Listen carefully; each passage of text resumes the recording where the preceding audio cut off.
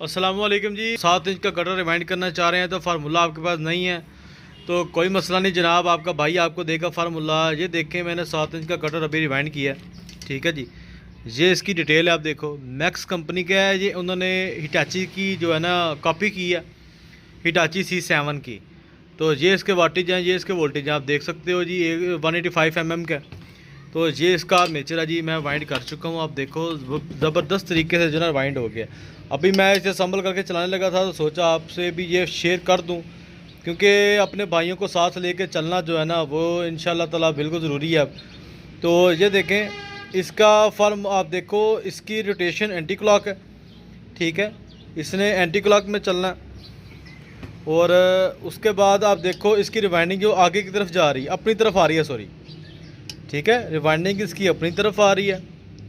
और इसके कनेक्शन कहाँ पे होंगे अब जनाब, देखो ये पोल है हमारा एक, ये इसकी सीधे हाथ वाली स्लॉट, ये उल्टे हाथ वाली राइट साइड वाली स्लॉट, ये लेफ़्ट साइड वाली। लेफ़्ट साइड के सामने जनाब इसके तीनों कनेक्शन रखने हैं हमने, ठीक है। पहले भी फार्मूले बता चुका हूँ। और इसके अंदर जो टर्न की डिटेल आपने डालनी है वो जनाब 26 नंबर तार इस्तेमाल करनी है।